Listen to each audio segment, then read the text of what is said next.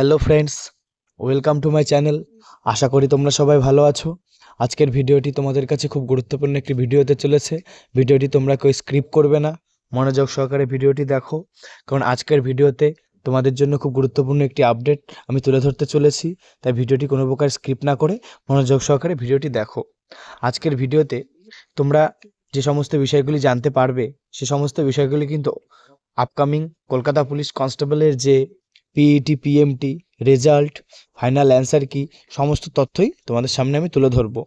যে তোমাদের PET PMT কবে হবে, তোমাদের গ্রাউন্ডে কত গুণ ডাকবে, রেজাল্ট কবে প্রকাশিত হবে, তোমাদের কাট অফ কত যেতে পারে, সমস্ত বিষয় কিন্তু তোমাদের সামনে আজকে আমি তুলে ধরবো। তাই ভিডিওটি কিন্তু তোমরা বিন্দুমাত্র স্কিপ করবে না, ভিডিওটি তোমরা অবশ্যই মনোযোগ সহকারে দেখবে। প্রথমে তোমাদের সামনে আমি যে ব্যাপারটি সবার প্রথমে তুলে ধরতে চলেছে সেটি হচ্ছে যে তোমাদের রেজাল্ট কবে দেবে। দেখো, বর্তমানে তোমরা সবাই জানো যে ওয়েস্ট বেঙ্গল পুলিশের যে ইন্টারভিউ তা চলমান, এবং ওয়েস্ট বেঙ্গল পুলিশের ইন্টারভিউ শেষ হবে ফেব্রুয়ারি মাসের 17 তারিখে। তারপরে মার্চ মাস, আশা করা যাচ্ছে যে মার্চ মাসের ফার্স্ট উইকের দিকে রেজাল্ট বের হওয়ার একটা সম্ভাবনা রয়েছে। যদি কোনো কারণবশত মার্চ মাসের ফার্স্ট উইকে রেজাল্ট না প্রকাশিত হয়, তাহলে কিন্তু আশা করা যাচ্ছে যে ভোটের পরেই কলকাতা পুলিশের যে রেজাল্ট তা কিন্তু প্রকাশিত হবে। আর তোমাদের পিইটি পিএমটি সম্পর্কে যে একটি আপডেট আমি তুলে ধরতে চলেছি, সেটা কিন্তু অবশ্যই মাথায় রাখো। দেখো, বর্তমানে ডাব্লিউবি পিআরবি কিন্তু মিনিটে মিনিটে ডিসিশন চেঞ্জ করছে। আমরা অনেকেই জানি যে তোমাদের যে আপকামিং কলকাতা পুলিশের রিক্রুটমেন্ট প্রসেসিং খুব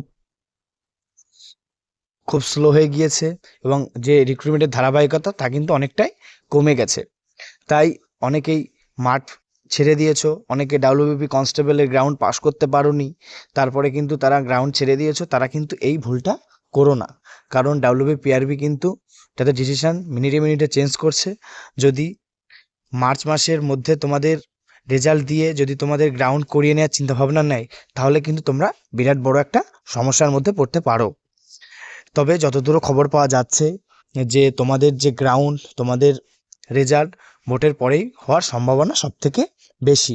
কিন্তু কোনো কারণবশত যদি তারা তাদের ডিসিশন চেঞ্জ করে মোটামুটি মার্চ মাসে তোমাদের যে পিইটি পিএমটি তোমাদের রেজাল্ট প্রকাশ করে, তাহলে কিন্তু তোমরা অনেক বড় সমস্যার সম্মুখীন হতে পারো। তাই অবশ্যই ফ্রেন্ডরা, তোমাদের উদ্দেশ্যে আমার একটা বার্তা, যে তোমরা কিন্তু কেউ গ্রাউন্ড ছাড়বে না, তোমরা কিন্তু গ্রাউন্ডের প্রিপারেশন নাও, কারণ তোমাদের যখন তখন কিন্তু মাঠ হতে পারে। এবার আসবো আমি তোমাদের যে গ্রাউন্ডে কত গুণ ডাকতে পারে। দেখো, আমরা অনেকেই জানি যে অনেক ছেলে মেয়ে আছো যারা ওয়েস্ট বেঙ্গল পুলিশের ইন্টারভিউ দিতে যাচ্ছ, এবং তাদের যে জয়েনিং তা কিন্তু মার্চ মাসের মধ্যেই জয়েনিং করিয়ে নেবে, এবং সে সমস্ত ছেলেমেয়েরাও কিন্তু কলকাতা পুলিশের যে প্রিলিমিনারি এক্সাম তাও দিয়েছো।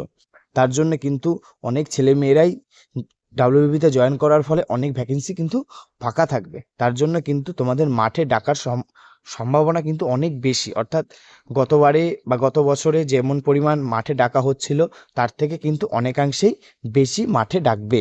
তাই কাট আপ কিন্তু কম যাবে। হ্যাঁ বন্ধুরা, কাট আপ কিন্তু কম যাবে। কলকাতা পুলিশের কাট আপ গতবারের মতো অত হাই কাট আপ যাবে না।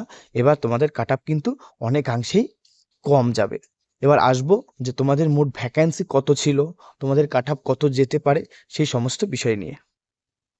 দেখো, তোমাদের মোট ভ্যাকেন্সি ছিল ইউআর 544, এবং ওবিসি এ ছিল 110, এবং ওবিসি বি ছিল 109। আর মোট টোটাল যে কনস্টেবল তা ছিল 3624, এবং লেডি কনস্টেবল ছিল 345। অর্থাৎ গতবার কিন্তু লেডি কনস্টেবলের সংখ্যা অনেক বেশি ছিল, এবার কিন্তু কলকাতা পুলিশের লেডি কনস্টেবলের সংখ্যা অনেকাংশেই কম, কিন্তু ছেলেদের সংখ্যা কিন্তু অনেকটাই বেশি। এবার আসবো আমরা তোমাদের ভিডিওর মূল বিষয়, যে তোমাদের প্রিলিমিনারি যে কাট অফ তা কত যেতে পারে। গতবার কিন্তু কাট অফ গিয়েছিল ইউআর 67, এসটি গিয়েছিল 37.25, এসসি 55.75, এবং ওবিসি এ 56.75, এবং ওবিসি বি 64.25। কিন্তু গতবার সিট সংখ্যা কিন্তু ছিল 1410, কিন্তু এইবারে কিন্তু সিট সংখ্যা অনেকাংশে গতবারের তুলনায় বেশি। তাই এইবার কিন্তু কাট অফ এত হাই যাবে না, কাট অফ কিন্তু এর থেকে অনেক কম যাবে। আমরা একটি প্রেডিকশন করে তোমাদের জন্য একটা কাট অফ বানিয়েছি। আশা করা যাচ্ছে এই কাট অফের থেকে প্লাস মাইনাস 3 কম বেশি হতে পারে, তার থেকে কিন্তু খুব একটা বেশি পরিবর্তন হবে না। আমরা এর আগে ওয়েস্ট বেঙ্গল পুলিশের কাট অফ দিয়েছি এবং তা তোমরা দেখেছো যে হুবহু কিন্তু কাট অফ সম্পূর্ণই মিলে গেছিলো। তাই আশা করা যাচ্ছে এই কাট অফটাই যাবে। তাই তোমরা এই কাট অফটার উপর ভিত্তি করে কিন্তু তোমরা এগিয়ে যাও। ইউআর 43 থেকে 45, এসটি 29 থেকে 32, এসসি 37.25, ওবিসি এ 39.25 এবং ওবিসি বি 40 এবং ইডাব্লিউএস 27।